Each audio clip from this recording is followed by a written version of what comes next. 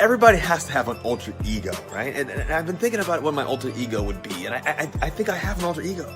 His name's Mr. Unlimited. Yeah, you gotta be unlimited. You gotta have a thought process of being unlimited. So when people ask you, what you're thinking about or what you want to do in life or where you want to go, you gotta be unlimited. Tell them, I'm unlimited. Here we go.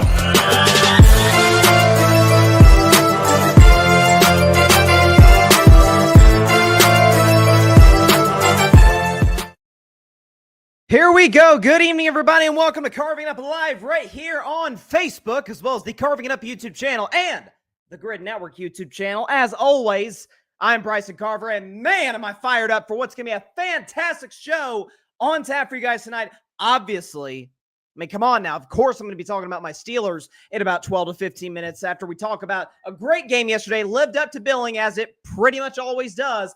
Bills, Chiefs, Bills for the fourth straight year in the regular season get the upper hand over Patrick Mahomes, Andy Reid, and the Kansas City Chiefs. Getting to that in just a second. Obviously, Ravens, Steelers, and why. It's some bad news. Continued bad news for Ravens fans and Lamar Jackson, because we're seeing a growing trend that is starting to come up and bite the Ravens in the arse. As for the Steelers, by the week, they look a little bit better than I thought they would. I'll get into that as well. Obviously, going to talk about that, as well as Chargers-Bengals. Fantastic game last night on Sunday Night Football in L.A. And we have seen a little bit of a shift when it comes to these two quarterbacks, Joe Burrow for the Bengals and Justin Herbert with the LA Chargers. I'll explain exactly what I mean by that a little bit later in today's show. What else we got on the docket tonight? Oh, yeah.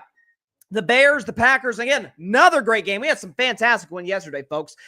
I thought it was, in some ways, a best-case scenario, and that sounds a little bit weird to say, but a best-case scenario for Caleb Williams and the Chicago Bears moving forward. Getting to that week 11 recap around the National Football League, getting to all the games, talk about those, and at the end of today's show, I guess I'm contractually obligated to predict the Houston Texans and the Dallas Cowboys. I wonder who's going to win that game. I'm gonna have to really think long and hard. I went back and forth, man. It took me a second to put together that graphic that we show for our score predictions. I was back and forth on it, but nonetheless, we got a great show.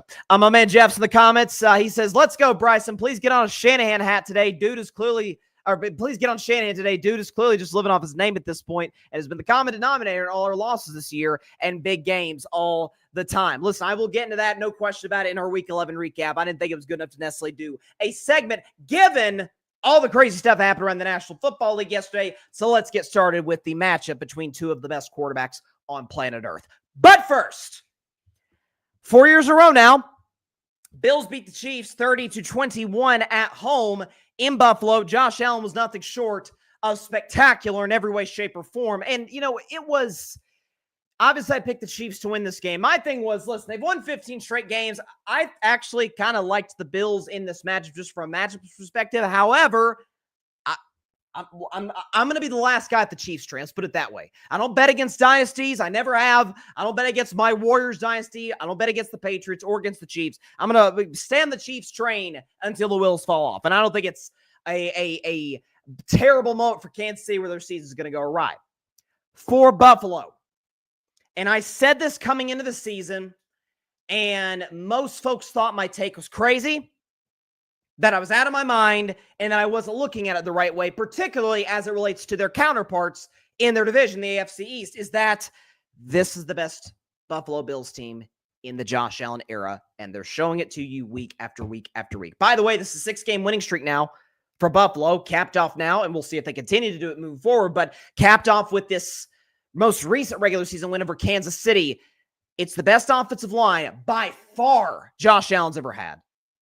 It's the best wide receiver depth he's ever had. By the way, the depth was not there yesterday. Khalil Shakir got hurt. Keon Coleman didn't play in that game. Dalton Kincaid was available. So that wasn't even Buffalo at their best. Like, Dawson Knox made some plays. Amari Cooper did his thing. But that was mostly, hey, Josh, classic Bills game, at least what we've seen years past. Sean McDermott, Joe Brady. By the way, Joe Brady, best OC of Josh Allen's career. It's like, Josh, we're going to get on your back and you're carry us to victory. Which I got no problem with that when you've got a quarterback at the level of Josh Allen, what he can do with his arm and with his legs. And we saw that fourth down run to put the game away. And I love that Buffalo went for it there in that situation. In a lot of instances, I'm like, yeah, kick it. Make sure that if the other team beats you, they're going to need a touchdown to do it. But that's Patrick Mahomes over on the other side there, and he will beat you if you kick a field goal. He's going to. He's got that clutch gene, what better than any quarterback that's played in the National Football League today. You got to go for the kill. Bills did. We're rewarded for it. I love that in sports. Go be aggressive. You will be rewarded for it. But so much of what got the Bills in trouble throughout the Josh Allen tenure has been they've relied too heavily on him. Arm, legs, the whole bit. Well, now they have a running game with James Cook, who was really good yesterday over the course of that game for the Buffalo Bills. Again, you got the offensive line led by Deion Dockett. Sorry, James Cook. It was I was thinking about somebody else. No, James Cook wasn't that impactful, but James Cook is a solid running back they got. They got the best O-line that they've had with Josh. The receiver depth, again, they're going to get Keon Coleman. They're going to get Dalton Kincaid. Shakir got hurt in this game. And the defense is pretty darn solid. And by the way, speaking of defenses, that KC defense had a case coming in this week, along with Pittsburgh, as the best defense of football. Folks, that's the first time they've given up 30 points since the Eagles Super Bowl. Not the Niners Super Bowl, the Eagles Super Bowl. The second ring for Rita Mahomes in their dynasty. That's the first time the Chiefs have given up 30 or more points since the Kansas City Chiefs beat the Philadelphia Eagles in Super Bowl 57. That's how monumental, how impressive of a win this is for Buffalo. And so when you consider all of those factors, you consider the fact that Sean McDermott, again, for his flaws, and do I trust him in the biggest of spots? I don't really know. He's beaten Andy Reid in the regular season. Now, in a weird way, because for the standings, it's great for Buffalo, right? They've completely pulled clear in the AFCs, and I thought the fact that the Jets, and we'll touch on the Jets later in the show in our Week 11 recap, the fact that the New York Jets were favored by Vegas to beat this team, which, has won the division every year since the 2020 season, the fact that the idea of the Jets were to edge this team out to the AFCs was lunacy. It was insanity. So the Bills have steered clear of everybody else, including Miami and certainly the Jets and the Patriots in the AFC East. They've got an opportunity potentially to catch Kansas City if the Chiefs slip up to a Pittsburgh, to somebody else down the road. Maybe they slip up to a more healthy Houston Texans team. Who knows? So it's all out in front of Buffalo now. I think it is, you can make the case, hey, home field advantage didn't matter last year, which is fair. I think at this point I'm going to bet against the Chiefs, not going to bet against the Chiefs, the playoffs, until they give me a long list of reasons to do so. But now that Josh Allen's got the depth at wide receiver, now that he's got, again, great offensive play caller Joe Brady, aggressive Sean McDermott, who's playing more of an aggressive style of football, and an opportunistic defense that turned the ball over twice, turned Patrick Mahomes over twice, you're in good shape. And it's why I've said the last few weeks on Bryce's Best 10, they're clearly, Buffalo is one of the three best teams in the National Football League, along with Kansas City and Detroit. Frankly, I'll give y'all the order on Wednesday's show for Bryce's Best 10. I kind of still feel that way. I feel like those are the three best teams in football today. And so I think, listen, I was very impressed by Buffalo. I was impressed with the fact that they went for the throat. They went for the kill. They didn't back down. Because eventually, listen, when someone beats you in over and over, there's a point in this game, and this is why I was so impressed by what Buffalo did late. There's a point in this game where Buffalo's up 23-14. They score a touchdown. They're up 23-14. I'm like, man, Kansas City just doesn't have the explosiveness. The Chiefs probably going to be in some pretty big trouble here. Mahomes leads them right down the field to score, and I'm like, uh-oh. Oh, here comes Mahomes. Here comes the Chiefs. They just flipped a switch. And the Bills didn't blink. Bills went right back down, scored, put the game on ice. Because again, I'm here to tell you, we'll never know for certain, but I would go so far as to guarantee Bills get stopped on that fourth down. They stuff Josh Allen in the backfield by any chance, which is hard to do when he's got to get 2 yards, much less 30-plus, to ice the game with a touchdown. Mahomes going to go right down the field and win the game with a field goal. That's just what he does. He's the most clutch quarterback by a mile in the NFL. Got to get the Chiefs. That's what I've been saying for the first 9 games this Chiefs win streak, and going back to last season, obviously, when they hadn't lost. It's the first time they lost since last Christmas. Is that when you have an opportunity, this is why I got mad at Tampa. is Tampa is down 7 in Arrowhead. They're going down to score, and they do score, and they don't go for 2 in the win. Guys, these are the back-to-back champs, the dynasty of the league. You go at their necks. And they didn't. They played safe, they played scared, and the Chiefs make you pay every single time. So I love that Buffalo did not. I love the fact that they're aggressive, they went for it, and this team is really, really scary. This is the best team in the Josh Allen era. By the way, you make a case it's the best Josh Allen we've seen. He's minimized the turnovers, but he's still great with his arm. Obviously, he's still great with his legs. He's giving you the same upside he's always given you with less of the downside. And that's always been my thing with Josh Allen. People have seen me as like a Josh Allen hater or critic. And my thing has always been, okay, he's not Mahomes. He has 0 MVPs to Mahomes' 2, 0 rings to Mahomes' 3. Like, can we get out of that? However, the thing I've always said about Josh, if he can somehow find a way to cut the absurd turnovers, which last year, if you remember, folks that watch the show, remember, I did not care the Bills won 5 at the end of the year. I did not buy Buffalo for a second last season at any point, their highs or their lows, because Josh Allen played as erratic as I've ever seen him play. He's cut that out. The Bills are more balanced. They've been here before. So I think if you're Kansas City, if there's one team you don't want to see in the playoffs, other than the Pittsburgh Steelers, it's probably Buffalo. Because it's like, we've seen them. They've come close. And especially if we have to go to Buffalo again, chances are they have a better shot getting us than they do at Arrowhead. So great win for the Buffalo Bills. Very impressed. Kansas City's going to be fine. They got Carolina next week. They'll get right against the Panthers. But very, very impressed by what I saw from the Buffalo Bills. Let's see what we got. See at the and again, I think I think for Buffalo, it's just a matter of just having that composure. Because you can be aggressive without being reckless. You really can. And like I think that 4th down call is a prime example. So that's something the playoffs are just going to have to find a way to be able to put together is that. So great one for the Bills in this spot against Kansas City. And by the way, everybody acting like this is like some referendum on the Kansas City Chiefs. It's like, yeah, they literally won 15 straight games. Like I think they're going to be fine. Maybe I'm going out on a limb and saying the team that's won the last 2 Super Bowls is the best quarterback coach, etc. And the league is probably going to be fine long term. Not saying they're just like, oh, they're guaranteed to win the Super Bowl. They're probably going to be in the AFC title game, more likely than not.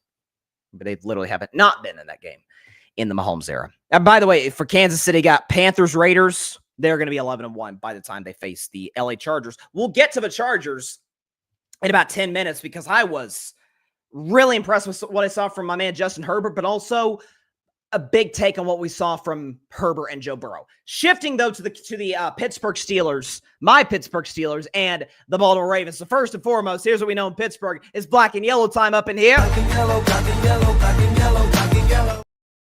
That's right. So Pittsburgh gets the W.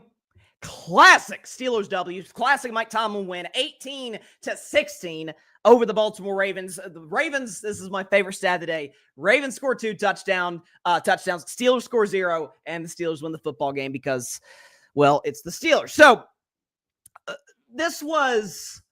I thought this was my favorite. I do a segment every weekend called every Friday called If I Were a Bet Man. Basically, there's 3 games I'm like, hey, I don't bet, but if I were a bet man, I'd hammer this game. I looked at the Steelers. I said, let's see. They've won 4 in a row. They've won 4 in a row.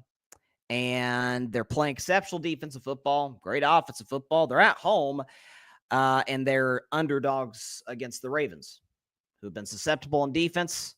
And Lamar Jackson, who historically has been, how should we say this, bad against Mike Tomlin's Pittsburgh Steelers. Get to Pittsburgh in a second, but the big story in this is Lamar, who coming into this week, it felt like was the, shoe-in, runaway, not even close MVP frontrunner. And I had the audacity to push back at the show and say, see what Saquon Barkley's doing in Philadelphia? He's got to tearing it up right now. You see, I kept saying, folks can look back at the tape.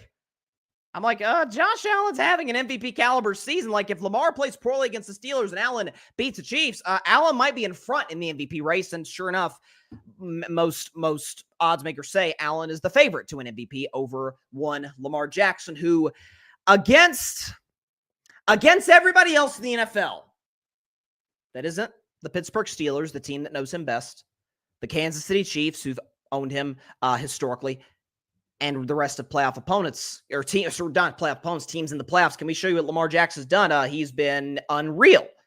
He's been unreal. He's one of the greatest quarterbacks in the history of the game. He wins 80% of his games, 166, 57 touchdown to turnover ratio, 276 total yards per game, completes 66% of his throws, and he has a passer rating of 104.6. That is Lamar Jackson against everybody not named the Chiefs, Steelers, and teams in the playoffs. Of course, we show you that other, and it's not very good. As a matter of fact, it's awful. Lamar Jackson against the Steelers, Chiefs, and in the playoffs, he is 4-12, more turnovers than touchdowns, has almost 300 total yards per game, but a lot of that's boosted by some garbage time yards against the Titans years ago. Completion percentage of 57 and a passer rating of 74.6. Lamar Jackson, there's no other way to put it, ain't very good when you need him to be the most. By the way, I say this. Ravens fans get mad at me, but I've said this for years. I love Lamar Jackson. I think he's one of the three best players on the planet at his position. We've never seen somebody be able to be as impactful running the football. As a thrower, I feel like he has gotten far more criticism than is warranted. I love Lamar Jackson. I love his demeanor, his leadership, his hard work, the way he plays. Love him. But there's a little bit, I don't even want to say a James Harden factor, because when people say, oh, this guy's James Harden, I'm like, I put Harden in a different tier, because I've seen Harden straight up quit in playoff games. Like big game sixes, I've seen Harden quit in that spots. Never, ever seen Lamar Jackson just mail it in, ever. That's not who he is. But I do have to put him in a little bit of a Joel Embiid category. Now, Embiid is more injured in the playoffs than Lamar is, but it's a similar factor where these are MVP caliber players. These are guys that a lot of folks believe are one of the 5 best players in the world at their position. Or not at their position, just in the league in general. Why are they never, ever, and I do mean never, anything close to that come playoff time, come when you actually need them to be? And I love Lamar. But against the Steelers, he's terrible. He's 1-4. And against the Chiefs, he's 1-4. And against the rest, playoff opponents, he's 2-4. That's kind of where we're at with this particular player. And again, I think is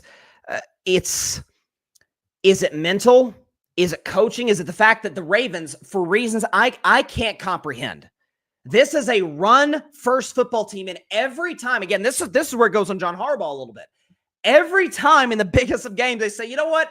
You know that thing that worked for us last week and the week before that, and we're like mauling teams. Listen, if there's one team in the NFL that you don't want to play at 1 o'clock in their building, it's the Baltimore Ravens and the Detroit Lions. The Ravens and the Lions are your number 1, number 2 picks.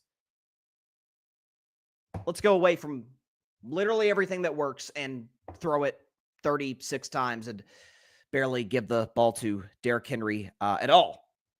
He had 13 carries for 65 yards, average 5 yards a carry. At points, he did make an impact against the Steelers. He didn't have that fumble early, which helped us, obviously. Thank you for that little gift, Derrick. But Derrick Henry's an impact player every time he steps on the field. Why does he get 13 carries? When your quarterback is struggling, when your quarterback's not even completing 50% of his throws, why don't you give the ball to Derrick Henry and give him an opportunity to settle your offense down, keep the ball away from Pittsburgh's ball control offense, and get yourself established somewhat of an offensive rhythm? Why is that? So that goes on John Harbaugh. But when he does give the ball to Lamar Jackson, it'd be nice if you were not 16 of 33 for 207, a touchdown, a pick, and a pass rating of 66. It'd be nice if you're a Ravens fan. Now, some of that is the Steelers. Some of that is the fact that Mike Tomlin is and continues to be the best situational coach, he and Andy Reid, in the National Football League. There's no question about it. When you consider what this man does when it comes to fourth quarter tight games, even when Russell Wilson, with about 9 minutes to go, throws as bad of an interception as I've seen all season in the NFL. Like Russell Wilson, they're down inside the 10-yard line. He's rolling out. He's rolling to his right and just throws a little lollipop up into the end zone into double and triple coverage. It obviously gets intercepted because these are NFL defensive players, and it cost the Steelers 3, maybe 7.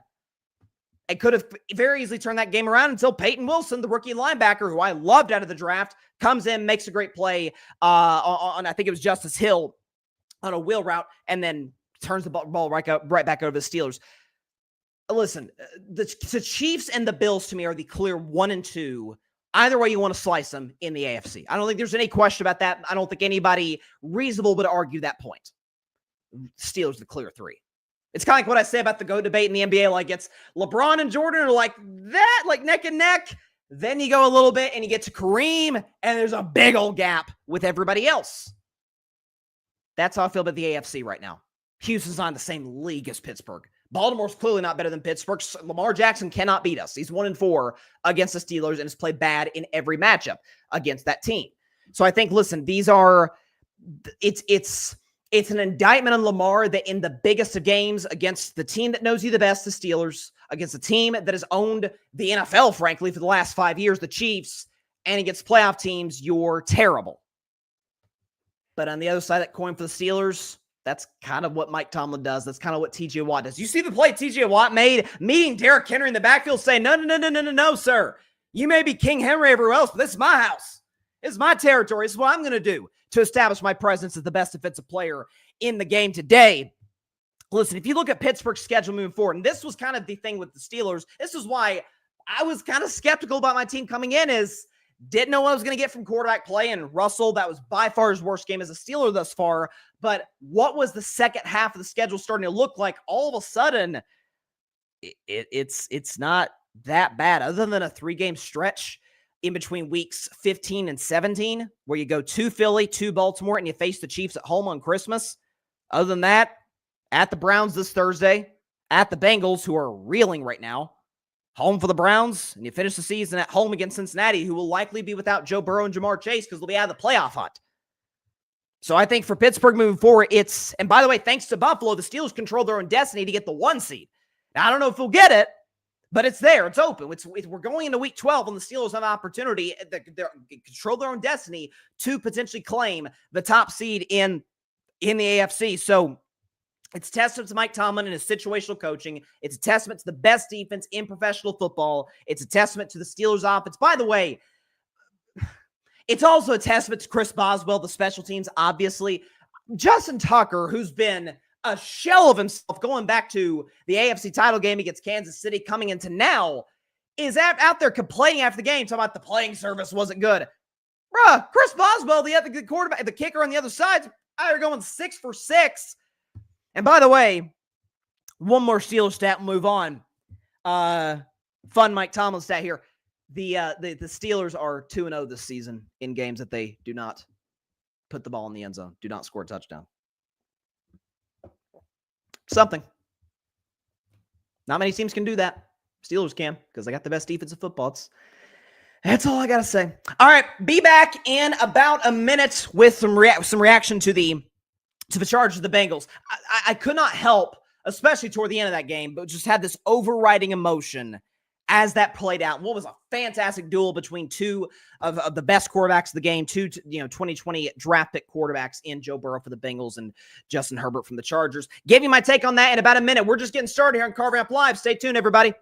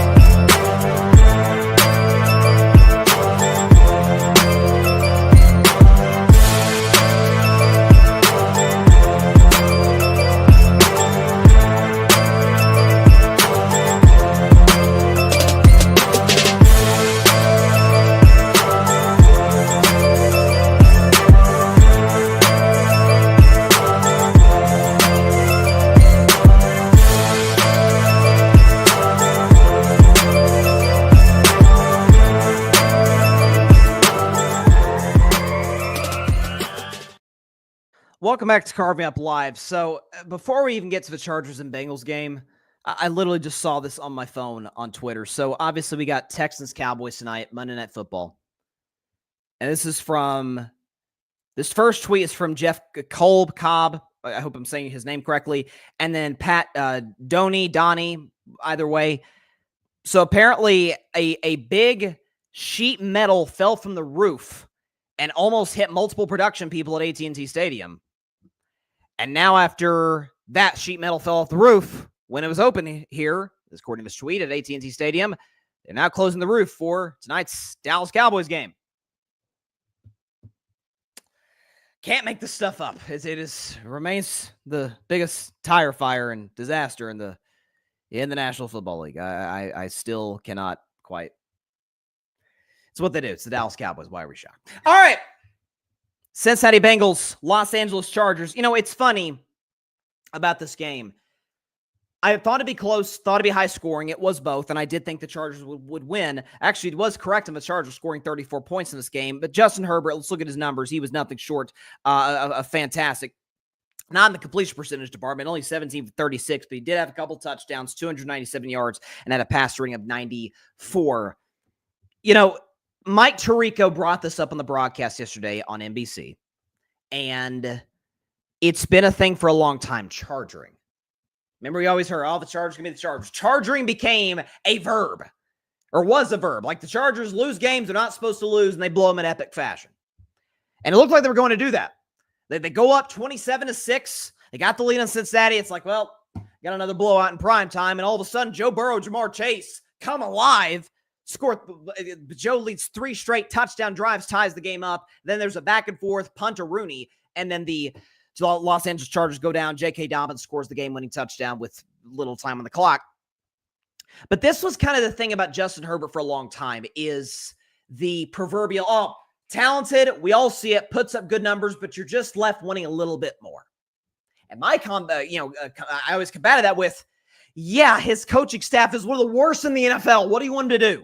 Okay, there was the one Anthony Lynn year, which Anthony Lynn was fine. He wasn't anything special. Brandon Staley was an abject disaster. I went on Brandon Staley for years on this show until they finally fired him, replaced with Jim Harbaugh. It's one of the biggest upgrades in coaching staffs I've ever seen in my life. So it was unbelievable what the Chargers were able to pull off. And shout out to Jim Harbaugh, my man, who's doing great things there. And I did pick the Chargers to go to the AFC title game. You know, Bills and Steelers look to be the Chiefs' biggest competition, but I'm still not, pick integrity. But that was always the thing with Herbert. It's like, I want to see him do a little bit more. Well, now he's got the coaching staff, and he's been amazing. Meanwhile, Joe Burrow has been, if the Bengals had 6 wins, this guy would be leading the MVP race right now over Josh Allen and over Lamar Jackson. Joe Burrow this year, first in touchdown passes, 27. He's got 27 touchdowns, 4 interceptions. He's number 1 in yards, number 1 in QBR, and the Bengals are 4-7. If there's any year that proves that the Bengals need an organizational overhaul, it's this year. Joe Burrow, who we all know is great, is having the best season of his career. He's been outstanding. He's been unbelievable, and he's been healthy. That's the thing with Joe, is like, can he stay healthy the course of a full season? We're 11 games in. He looks fine. He was limping a little bit at the end of the game yesterday, but listen, you're going to have your knick-knack injuries and your bumps and bruises. It's football. It happens. But nothing serious that could put him out for a significant period of time. If you look at the Bengals this year, the points they've scored in their losses this season, okay? They scored 10 in New England. No. 25. Scored 25, lost the Kansas City Chiefs. Scored 33, somehow lost at home to the Washington Commanders. Scored 38 at home, lost to Baltimore. Scored 17, okay, that's not great, lost to Philadelphia. Scored 34, lost to Baltimore. Scored 27, lost to the LA Chargers. If Cincinnati had any semblance of a defense, this team could very well be leading the division, or could be at least on the Steelers' tails in the AFC North, with 2 matchups still to come between those 2 teams. Is that the Chargers were actively wasting Justin Herbert for the first 4 years of his career. There's no question about it. You could say that they had talented rosters. Listen, I think that Jamar Chase is unreal. He's out of this world great. We saw what he did last week against the Ravens. We saw what he did this week against the Chargers defense that's been really good this season. He torched them. Justin Herbert had guys like that. Keenan Allen and Mike Williams when he was healthy, he had guys like that. He had Austin Eckler in the backfield, but it just wasn't enough because the organizational stability and the coaching staff was simply not good, just bad.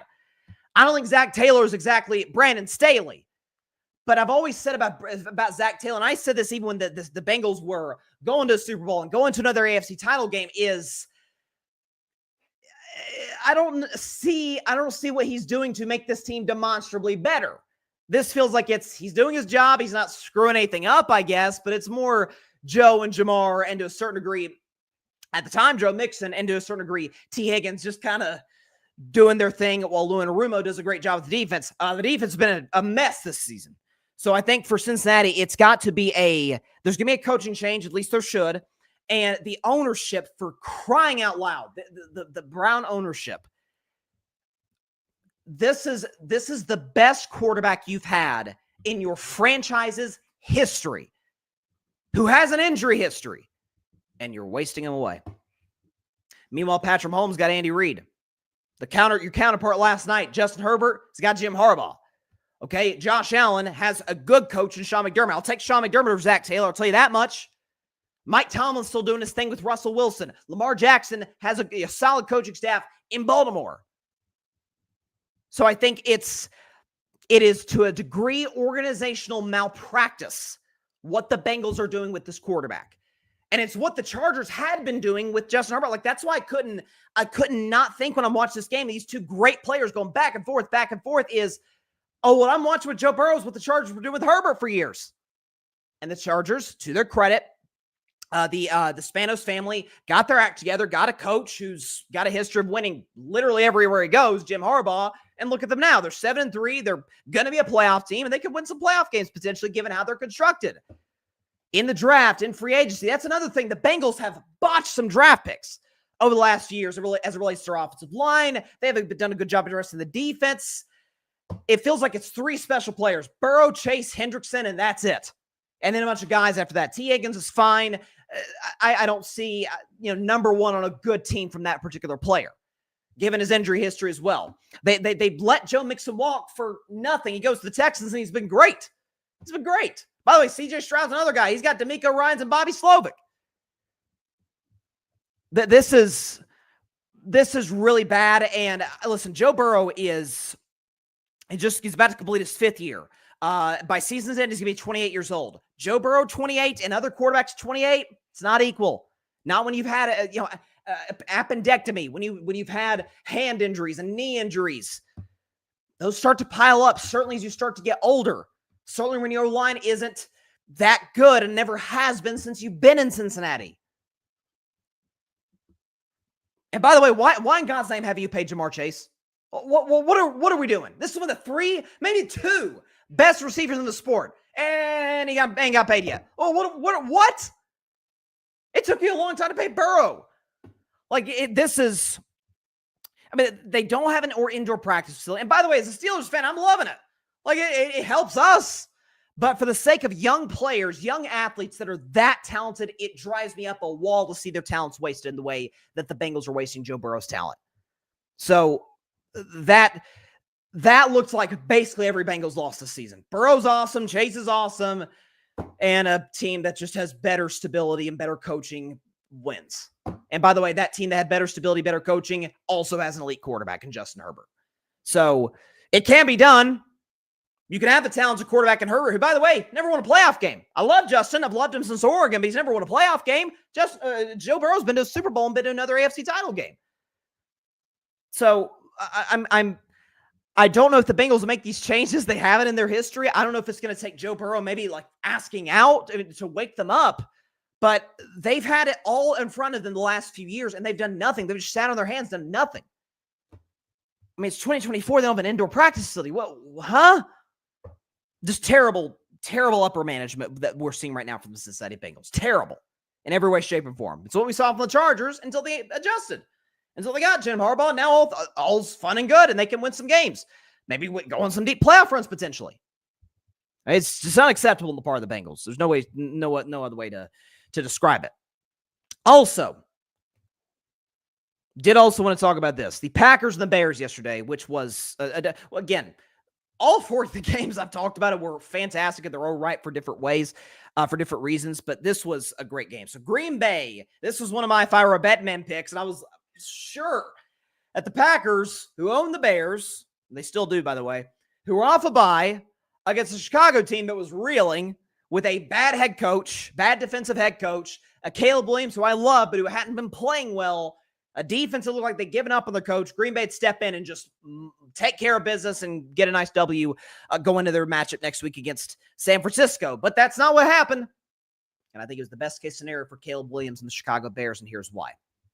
So Caleb can we show you his numbers yesterday? They're not going to be crazy, but they're quite good given what he did in the last 3 weeks. 231 passing yards, 70 rushing yards. So he had over 300 yards of total offense individually. No touchdowns, no picks. That's been a stat line, by the way, in particular touchdown to interception ratio the last 3 games prior to this game. 74% completion, 95 passer rating, a QBR 0 to 100 of 83. So Caleb played, by all accounts, really, really well against a good Packers defense off a bye, with an offense, sure, they fired Shane Waldron, that had just been reeling as of late.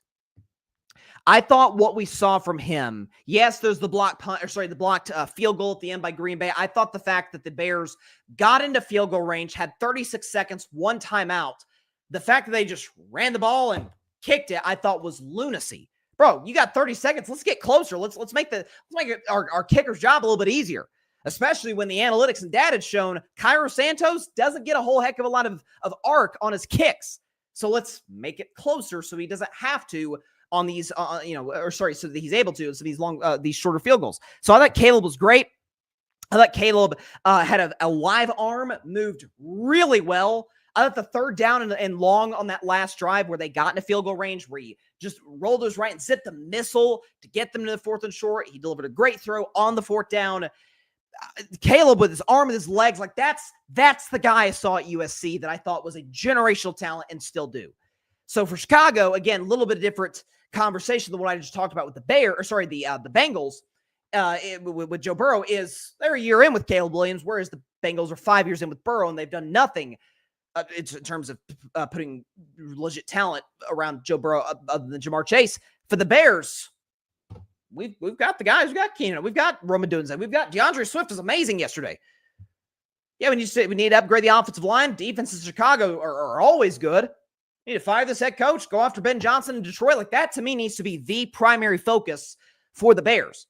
Is that if you're a Ben Johnson, if you're the offensive coordinator for the Detroit Lions, for those who don't know, that has just done an unbelievable job at the Lions, is if you're looking around the scope of the NFL, if you're looking for a great spot to have your first job in this league, teams that could or will need coaches. Jacksonville with that ownership and that discombobulated mess down there. I don't want to go to Jacksonville. Chicago? Yeah, it's a tough division, but man, I got the super talented quarterback. I've got talent on this roster, and I've got a crazy win-starved fan base. Pretty good GM. Okay, that seems pretty good to me. If I can turn Jared Goff, who I like Jared Goff, but he certainly does not have the upside of a Caleb Williams, put it mildly. If I can turn him into an MVP candidate, I can't do that with this kid who is magic at USC and has been at times magic in the NFL in spurts with bad coaching, mind you. I thought Caleb was that might have been, all things considered, given the opponent, given how Chicago and he to a certain degree have been playing as of late, given the fact you got Bo Nix yesterday throwing for 4 touchdowns on Atlanta and balling out.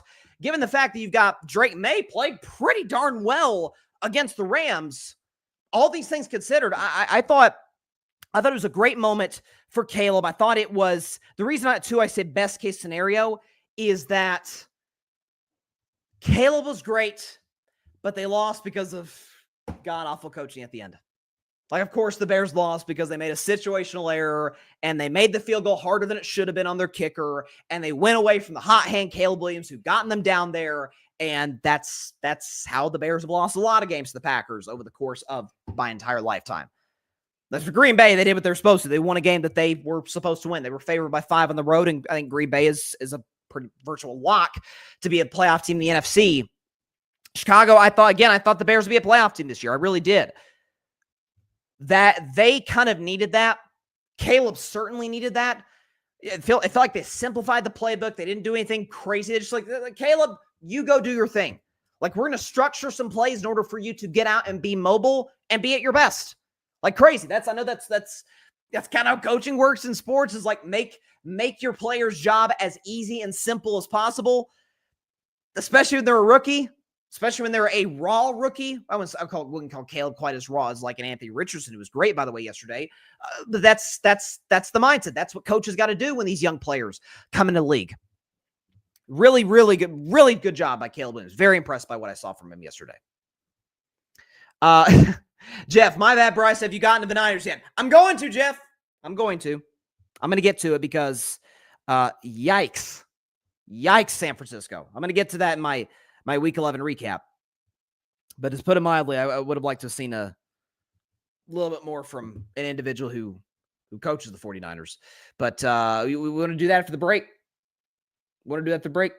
Yeah, let's do it. Let's take one more break and Carving Up Live. We'll be back in 1 minute to talk about this particular player, or sorry, not player, this particular coach for the 49ers, as well as Week 11 recap around the National Football League, the 1 p.m. games to the 4:05, 4:25, the 4. Anyways, all the games in the NFL yesterday. Be back in just a minute on Carving Up Live. You want to stay tuned for this, folks.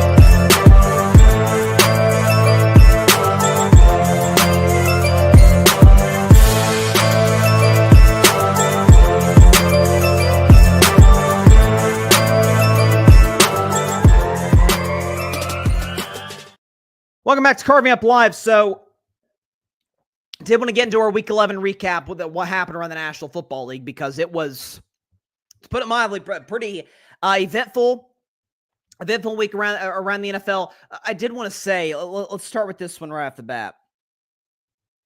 This team keeps proving me right week after week after every single solitary week. Those New York Jets, who, well, what do you know? They lost again. Somehow, some way, for reasons I can't quite explain. They were favored to win another football game, and shocker, they lost, as they always do. They're 3-8. Aaron Rodgers didn't want to take a shot late to try and get the field goal range, I think, so he didn't hurt his pass rating, because that's all he has going for him at this stage of his career, is trying to protect his beloved pass rating, because he does have the rings like Brady, the MVPs to the level that Manning has it, or the beloved aspect, or certainly the records of a Drew Brees, for example. So he has to have the cool, like, the passer rating and the touchdown interception ratio, and he's going to retire with pretty darn impressive stats in both. But when it comes to leadership, he's an F. When it comes to football awareness and IQ late in his career, he's gotten down to like a C-. When it comes to reliability, he's also an F. Aaron Rodgers was not good in this game, to the point, by the way, where my man Alfred Parso Jr., shout out to Alfred, who makes all of our graphics for the show. He put together this one, and he's texted me yesterday. He said, okay, I'm going to, because he's been fighting me. He's like, oh, Aaron's still that guy. I'm like, Alfred, no, he's not. You know too much about football to be buying into this guy. And eventually he texted me. He's like, yeah, Aaron's washed. Yeah, he's not good. And Alfred put together this graphic. You wait till you see this, folks, okay? Aaron Rodgers has a worse winning percentage with the Jets than Zach Wilson and Sam Darnold by a lot. Zach Wilson won 38% of his games. By the way, none of these are good. Zach Wilson won 38% of his games as a starter. So Sam Darnold won 34% of his games. Aaron Rodgers won 24% of his games as a starter with the New York Jets. And yet I was lectured. Yet I was told by Jets fans, defenders, and Aaron Rodgers apologists alike, nope, This is different.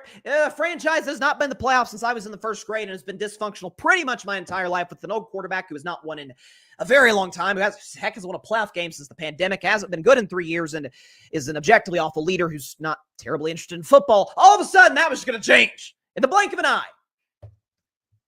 Ay. By the way, too, because we've been doing this with Aaron Rodgers, he has not thrown for 300 yards since week 14 of the 2021 season. And by the way, we can do our proverbial or our weekly Aaron Rodgers soundbite. You done messed up, Aaron! That's kind of what he tends to do. But Aaron Rodgers not thrown for 300 yards since week 14 of the 2021 season. Can we go back over? Because we actually just had a brand new quarterback join the 300-yard passing list since Aaron Rodgers did it. But let's go back over the list once again. See these guys. Andy Dalton's thrown for 300 yards more recently than Aaron. I'm not even sure Bailey Zappi's on the team at this point. Baker Mayfield, Brock Purdy, rough loss for him yesterday. Bryce Young has done it. CJ Stroud has done it.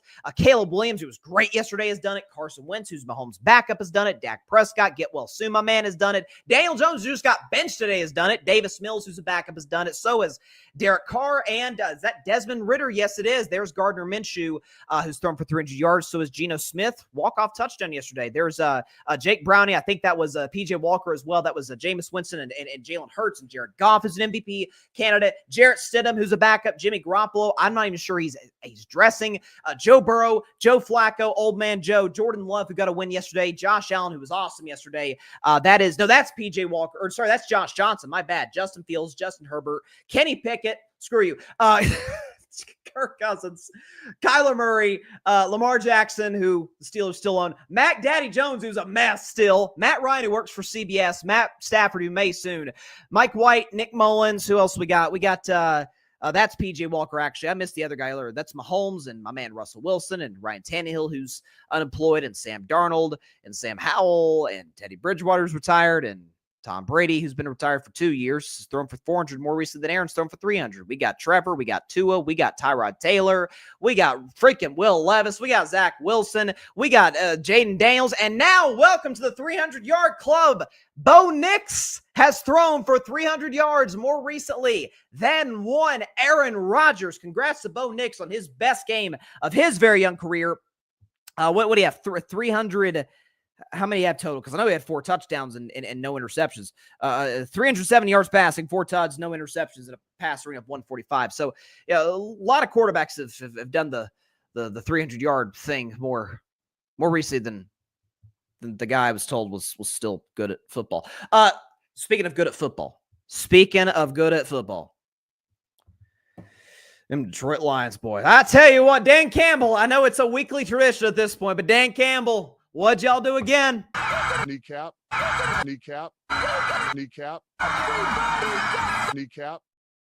And they just annihilate teams, 52-6. Now, I did think Detroit would score 50. I actually said 56-13 was my final score. The Lions actually won by more than I had them winning by 43. Sue me, they won by 46. It was actually the biggest loss in Jaguars history in terms of margin of loss. Jared Goff threw 4 touchdowns, had a perfect pass rating at a QBR of 93. My man Hendon Hooker got in the game, by the way. Go Vols. Hendon Hooker did his thing. The Lions ran for almost 200 yards. Amon-Ra St. Brown had a $161 and 2 tuds.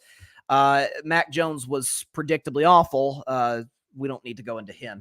I've been riding him from the jump. But listen, I don't even think it's particularly close. This is like by a sizable margin, the best team in the NFC. Like, if you want to argue anybody competing with them, you could say Philadelphia. I don't trust Philly's coaching at all late in games. And again, Hurts, I've always liked Hurts. I've never quite trusted him in some of these big spots. Okay, Atlanta's a train wreck right now. Who else? I mean, the Cardinals. I like the Cardinals, but really, the Packers are fun, but they just lost by double digits to this team at home in a rainstorm. That's why I love about Detroit is they take every single opponent with the same amount of intensity and seriousness, and they just bludgeon teams, man. 52-6 over Jacksonville. I'm not quite sure how Doug Peterson's still employed today. I'm actually shocked that he hasn't gotten fired yet. Actually, let's check some comments real quick before we move on. Patrick, back to the Jets. The New York Paper Planes, Aaron threw the coaches under the bus after losing. If it's not one thing, it's another. I mean, that's what he does. He's thrown his coaches under his career, or under the bus, literally his entire career. But why are we shocked? Rams over the Patriots. So again, this was Bryson's bleak bet. I took the Rams -4.5 very hesitantly. And listen, Drake May put a scare into me in that regard, but Matt Stafford was... Well, Matt Stafford, he had a passer rating of 142. He threw 4 touchdowns. He was awesome because Matt Stafford still is. And Drake May keeps impressing week after week. I watch this guy every week, and I feel like I'm seeing a better player. 2 touchdowns, passer rating of 100, QBR 73. Like Drake May almost joined the 300-yard passing club since Aaron Rodgers last did such a thing. The Patriots ran the ball well. Listen, another 3-8, and they're not that good of a team. None of us thought they would be. But the fact that New England, with Drake May, with a roster that we know ain't very good, is kind of an entertaining on-television product. I don't think any of us saw that coming for New England. I think we all saw this as it's first-year draw Mayo. Let's see if he can clean up Belichick's mess. Let's see what they do in the draft. And I don't know. Again, relative to their record, they're 3-8, guys. Let's not go crazy, but could be bright things in the future for New England. If they can patch up that O-line in the draft, and really add some weapons, see what they do in free agency. Some promising future for the Patriots. As for the Rams, again, they were my preseason pick to win the West. I still feel really good about that. They're game back of Arizona. When do they play the Cardinals? When do the Rams play Arizona? They play them in week 17, second to last week of the year. And the Rams actually have Philly. Ooh, that's a good one. Philadelphia at home on Sunday Night Football this week. So big time win for the Rams to keep pace with Arizona in the NFC West.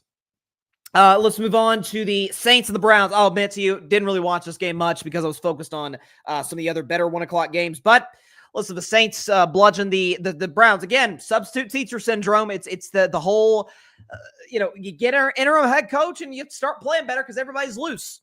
The Browns are still terrible. Anytime Cleveland is bad, I'm happy.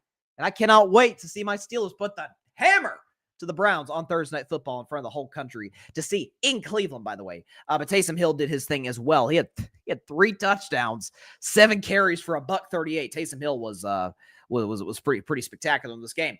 I already talked about the Colts and the Jets. The Vikings took care of Tennessee, 23-13. Look, Minnesota's 8-2. They're better than I thought they'd be. I still don't trust Sam Darnold in a big spot, but I love their coaching staff. O'Connell's done a great job. Shout out to Aaron Jones as well.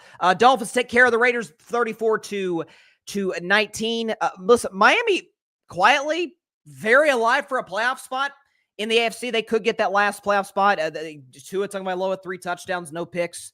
QBR of 0-100 of 90. So he really carved up that Raiders defense, which isn't that good. Listen, the Raiders keep proving me right by the day about my skepticism of bringing in Antonio Pierce as the full-time guy. Again, a substitute teacher can be fun. That does not mean they should be the full-time teacher long-term.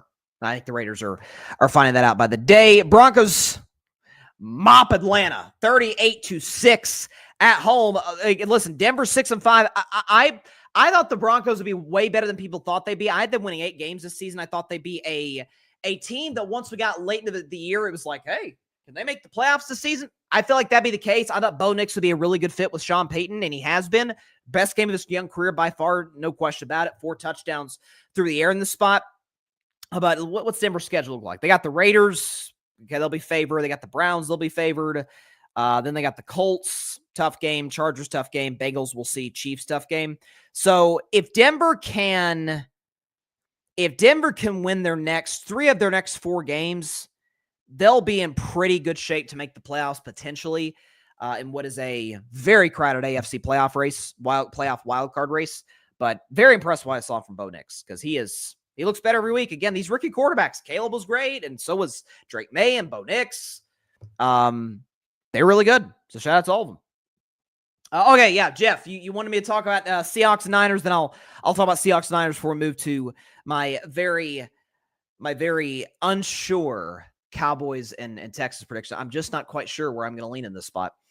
Seahawks beat the Niners 20-17 in San Francisco. Now both teams are 5-5. The Niners this is obviously a shell of what we've seen in the past. Here's the problem with San Francisco. I mean, obviously there's many. They're 5-5 after going to the Super Bowl last season. First of all, they're beat to crap. Christian McCaffrey is still not quite himself since coming back. I think he's eventually going to get there, but he's not there yet. Okay, Trent Williams is banged up. George Kittle didn't play yesterday. Deebo Samuel is. I don't know what happened. I don't know if it's. I mean, we've seen the photos on social media, like he's put on some bad weight. I don't know what's up with this guy. If he's just disengaged, if he's heard the trade rumors and is just kind of mentally unplugged from the team. I don't know what's up, but he's nowhere near the Deebo Samuel heck that we saw last year and certainly in years past with San Francisco. It's kind of Juwan Jennings. Go freaking balls, baby. Tough loss to Georgia. That was I'll talk about that in the Vol View on Friday. But Juwan Jennings doing his thing, is taking 4 guys to bring him down in the fourth quarter. And Niners to beat the piece. So that's number 1. Number 2 is, and I want to preface this, I love Kyle Shanahan. I think Shanahan's one of the 5 best coaches of the league. I've said that for years. I think he's a genius. He makes literally every quarterback work. The man made Matt Ryan an MVP and Matt Schaub like good. I mean, the guy knows what he's doing. Made folks think Jimmy Garoppolo was a franchise quarterback. His fatal flaw, and it has been for years, and it's why his record, we've seen it over and over, his record's like 1-40-something when trailing by 8 or more going in the fourth quarter. He is the most rigid coach to his playbook among great coaches that I've seen in quite some time. And his playbook's great. It's creative. It's fantastic. But if something is not working, you've got to move off of it. That's why I love Tomlin. That's why I love Andy Reid. These guys, if stuff's not working, they'll move off it in a heartbeat. They're off it. They're moving on to the next thing. They're trying to figure out, okay, what will best put his position on the fly? Here we go to win this football game. Kyle's like, I am sticking with it. It's my way or the highway, and that's what we're going to do. And that's why the Niners are 5-5. They've got as deep of a running back room as there is in football. So McCaffrey's back, but he's not quite himself. Jordan Mason was pretty good when McCaffrey was out. Garindo, remember that game Garindo had against Dallas? He was great. I know it's Dallas, but still, Garindo could play. If there's anybody that knows how to draw up run concepts, is it not Kyle Shanahan? Use the bullpen. Use the depth that you have to take the stress off Brock Purdy, to be able to account for the losses that you've had on the opposite side of the ball. And instead, he's just said, no, the hell with it. I'm going with Christian McCaffrey till the wheels fall off. And so I think it's, again, it's just a lack of, I mean, Garindo didn't have a single carry yesterday. Jordan Mason had 2. Like, get the ball to your bullpen, to the guys you have that can make an impact for you. That'd be my biggest criticism. Listen, folks think I'm going to bash Brock Purdy. Listen, I've been critical of Purdy. Like, I've always, done the stats. When he trails in the second half of games, his pass rating is in the gutter, and his touchdown interception ratio is awful. I get that. I don't really think Purdy was the problem yesterday. I didn't think Purdy was the problem. What was the Niners? Oh, yeah, against the Bucs, when they tried every which way they could lose in the special teams department, which I blame on Kyle, by the way. I thought Purdy was great in that game against Tampa Bay. He certainly wasn't great yesterday, but I didn't think he was the problem. I mean, there's a little bit, I must admit, as a guy who's been critical of Purdy, it's a little bit, I can't believe I'm saying this, it's a little bit of a Dak Prescott syndrome. Like, the things I've defended Dak for years, for different reasons, but where it's like everybody's hammering the quarterback. It's like, guys, the quarterback's the least of your problems. Now, in Dallas, it's, dude, Dak's got one guy, a bad coaching staff, and a messed up roster with an owner who doesn't know what the heck he's doing. Like, why are y'all crushing Dak when he's, in most cases, played really well? With Purdy, it's, the roster is certainly not what it was last year. It's still good. That said, Kyle's not using his bullpen. Kyle doesn't adjust. I thought the play calling, by the way, the play calling late for Seattle to get the ball in the first place, to go down and march down and get that game-winning touchdown, I thought was atrocious. Not bleeding the clock. It was a bad loss for San Francisco. And listen, I love Kyle Shanahan. He's been there for, 8 years now? This is probably his worst coaching job thus far. So that's my take on the Niners. I'm going to say it right here, right now. San Francisco's 5-5. It's November 18th. I'm going to say it here. They're done. Their season's over. I'm going to mark it now. Yes, they get Kittle back. I know they're beat up and they're trying to get healthier. and they could still win the NFC West. Rams are playing better. Cardinals are certainly playing. I don't know if it's sustainable with Arizona, but the Cardinals are no question playing better, and they beat San Francisco in their house. And they're certainly dead in the wild card race. If you look at the NFC wild card race, it's nuts. You've got San Francisco's got 5 wins. Okay, in the 5 seed, you got 7-win Green Bay. In the 5 seed, you got 8-win Minnesota. In the 6 seed, you got 7-win Green Bay. In the 7 seed, you got 7-win Washington. I think the Niners are done. There's nothing that I see right now and by the way, part of the reason I say it as well, have you seen San Francisco's schedule? Let's see. They go to Lambeau next week. That doesn't seem to bode well. They go to Buffalo. That bodes worse. Home for Chicago. They should win that. Home for the Rams, who, I don't know, beat them without their guys in week 3. Go to Miami. They should win that game. Then they host Detroit. Then they go to Arizona. Like, you're telling me the Rams are so that the Niners are going to get out of here with less than 2 losses? I don't see it. I think they're done. Yeah, listen, I get Lynn Jeff's a Niners fan. He says Shanahan's not a top 5 coach anymore. Stop it. You can't live off reputation of what you used to do in previous seasons forever, man. I get that. And by the way, people crush Shanahan's coaching in the Super Bowl. I thought Shanahan coached a great game. I love the fact that Kyle, it's what I gave Buffalo credit for earlier, is when you're facing that darn team in Kansas City, you got to go out there at freaking neck. And he did multiple times in that game. I thought when people were repping Kyle, I defended Kyle like crazy after the Super Bowl. I'm big on, I'm not going to let one bad season override what the overwhelming good that you've done anywhere. I'm not just talking about Kyle Shanahan. I'm talking about any coach or any quarterback or player for that matter, or person. If you've been overwhelmingly good and positive, your one bad year to me shouldn't overshadow that. At the same time, we should give him criticism where he deserves it. Patrick, Gino hit the Niners with the night. That was savage. He did the Steph Curry night in the Bay Area, by the way, which was savage on Gino's part. Listen, Gino I've been critical of Gino. The guy has good timing with celebrations or quotes. Either he does night in the Bay Area in Steph Curry's city, or he'll do, obviously they wrote me off. I didn't write back, stuff like that. Jeff, Bryson, use football data. Shanahan doesn't adjust to any protections on the offensive line and just makes Purdy throw to hot routes, even if it's third and long. It's just Purdy throwing into coverage or running for a first down. Purdy is the only reason why we have a chance some games, dude. He likes my Dak Prescott thing. He said, thank you, Bryson. It's a Dak Prescott situation. I wouldn't say Purdy's playing incredible. I thought Purdy was great against Tampa Bay, and I thought in the game they lost the Rams, he was great in that game as well. But in the other losses, he wasn't that. I'm not gonna say he's bad. He wasn't bad against Seattle, but he wasn't special. He was bad against Kansas City, and he was not good against the Vikings and am I missing another one? The Cardinals as well. Oh yeah, the Cardinals. Yeah. He was terrible against the Cardinals in the second half of that game. I cannot say Brock Purdy's playing incredible. That's when but he's been good. He's been better than I thought he'd be. He has not been the problem. I will absolutely give you that. I cannot say he's been incredible. If I can pull this up. Shanahan has been literally a common denominator in every loss this year. He's been god awful this year. Yes, listen, I do know this. He's terrible. It has been terrible this year. So there you go. All right, let's transition. It's a shame they couldn't flex this game out of primetime. It really is. The fact that they couldn't get like a Steelers-Ravens Monday night game, or they couldn't have flexed, Packers-Bears, which ended up being a great matchup.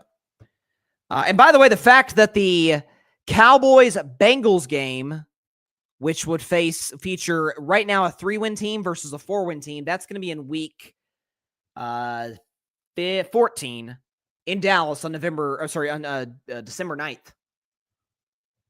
The fact that can't be flexed out because there's a Simpsons alternate broadcast on Disney Plus is just unfortunate. And the fact that we have to watch the Cowboys on Thanksgiving Day against the Giants. By the way, the fact the Giants benched Daniel Jones for Tommy DeVito at least makes it a little fun.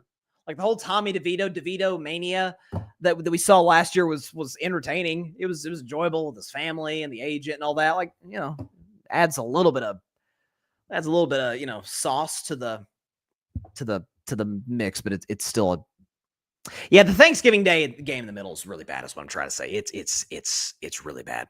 All right. We got Cowboys Texans. All right, Cowboys Texans. Let's be quick. Houston is going to Dallas.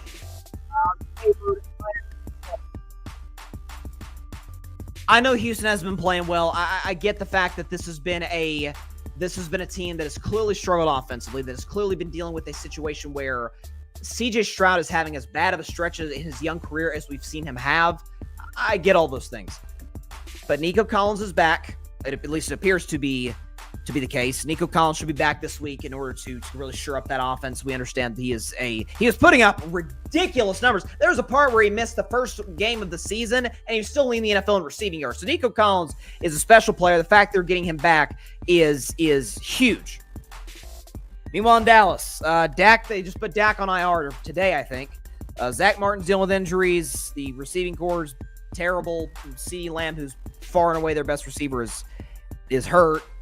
The defense is awful, and McCarthy's a lame duck coach, and Jerry Jones won't put in curtains unless it's for a marquee Jake Paul, Mike Tyson fight.